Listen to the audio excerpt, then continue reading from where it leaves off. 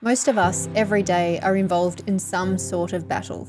The biggest battle we face is not with our friends or our family or our partners or our workplace or the trolls on the internet. Our biggest battle happens in our own mind. The battle between who we think we are and who we want to be. That voice that tells us that we're not enough, that we need to do more, be more, have more. That voice is our main opponent. Hi, I'm Maggie. Welcome to the Inspire in 5 podcast, where I attempt to inspire you in 5 minutes. Often it's a little more than 5 minutes because I just can't help myself. So I watched Jay Shetty interview Madonna on his podcast recently, and in the second half of the interview, he also had Madonna's Kabbalah teacher, Etienne, who was there talking about how the obstacle is our path and how important and transformational obstacles are in our life. So I'm going to play a clip from that interview now. We're upset why I have this particular negative voice in my mind. And why do I have to struggle with abandonment issue? And why do I have to struggle with moments of sadness? At the moment you realize, 1 second, this is the greatest gift the Creator give you. Doesn't mean you right away know how to overcome it. Maybe we'll share some tools how to do it. But the fact that you accept the greatest gift in this world is the gift of overcoming.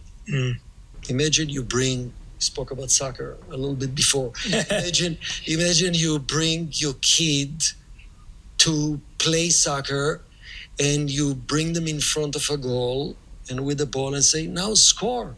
Will it be fun? No. He needs an opponent. He needs a goalie. He needs to overcome something. Without overcoming anything, we'll never have a sense of true fulfillment. And we're not talking about overcoming the external challenges, which is part of life, but recognizing the unique challenges each one of us needs to overcome. We call it karma. We call it Kabbalistically tikkun. Each one of us have our own unique areas of transformation. And everything that life presenting to us is to present these opportunities of overcoming. And as a result, allow my soul to shine, my gifts to shine, my true purpose to shine. I love that so much. I love that so much. Oh my gosh, that's so true. Like, we think we want things to be easy. The ego wants things to be easy. But it's actually those big challenges, the inner obstacles that we overcome, that really gives us a sense of self, a joy, really. And often when life gives us the goalie to play against, to prevent us kicking our goals, to give us something to overcome, we don't want to do it. We go into avoidance and denial, and we do all the things, the scrolling, the shopping, the whatever it is for you that you do to avoid facing that inner challenge. But what if we welcomed the goalie? Because that goalie is actually doing us a service, a kindness. It really is our master teacher.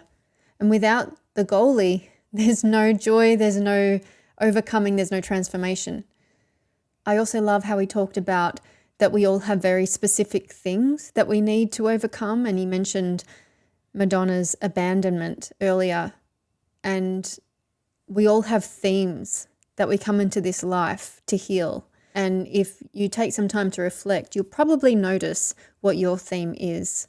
And the inner goalie is helping us all overcome these challenges. And the entire battlefield, like with the abandonment and the self-love and all of that, that's all happening up here in the mind. That's not happening out there. Everything out there is a mirror. It's a reflection of what's happening on the inside, and we create our reality, and how we're presenting in the world energetically, we're going to get that mirrored back to us. And then we blame the other person and go, oh, you left me, you abandoned me, but actually I'm projecting, leave me, I'm not good enough, leave me. So whatever your inner obstacle is, you'll see it reflected out in the material world, but we have to keep bringing it back to ourselves.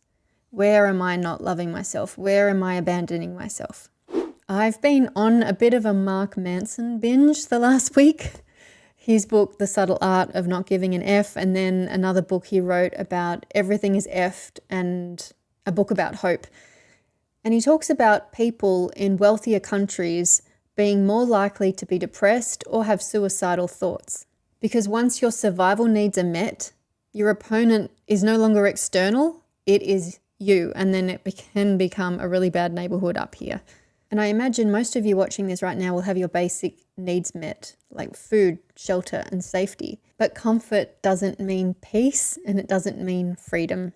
You can have every comfort, every convenience, and still be tortured in your own mind and feel really empty inside. And that's why the inner opponent matters so much, because if we don't engage in that inner battle to overcome those things, then we're never going to be happy with anything external. Nothing will be good enough. Nothing will fill that hole inside of us. Marcus Aurelius. You've probably heard of him. He was the last great Roman emperor, considered to be the last great Roman emperor. And he used to write in his private journals all of his thoughts and ponderings. And this is like in the year 161 to 180, something like that.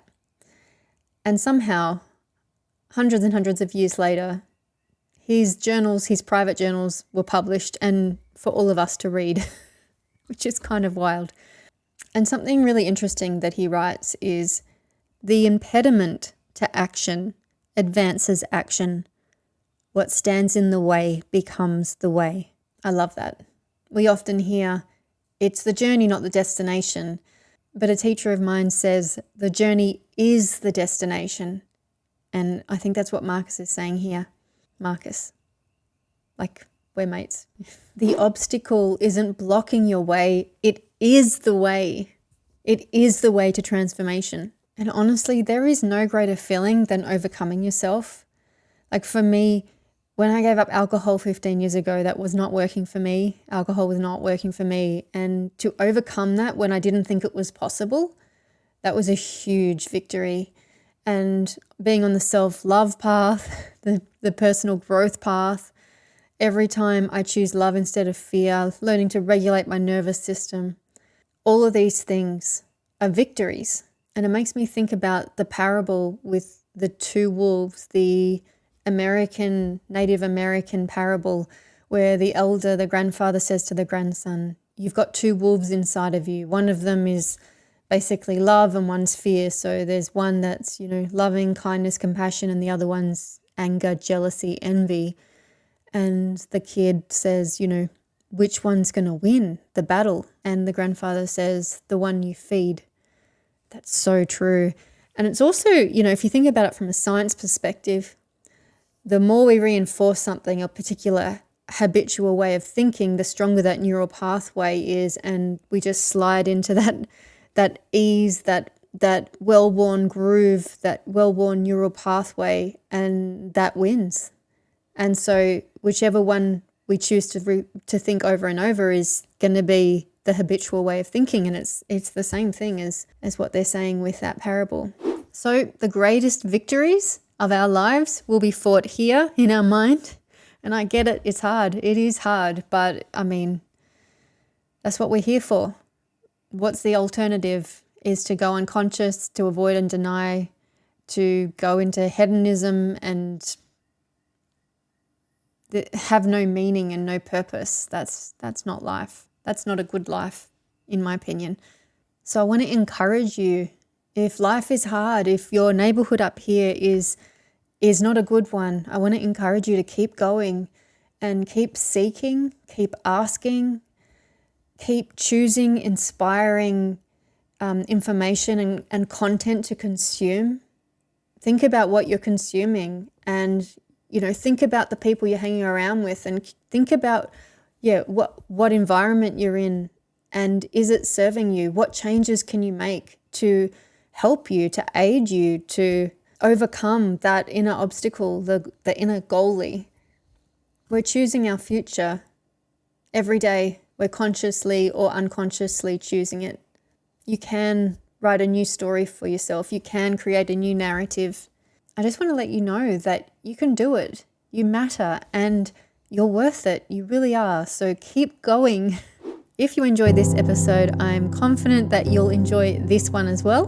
And remember to please like and subscribe and share and turn your notification bell on so that you don't miss a video. A reminder that I have one-on-one coaching spots available. Link is in the description. Thanks for hanging out with me today. Till next time, my friends, stay inspired. Like and subscribe.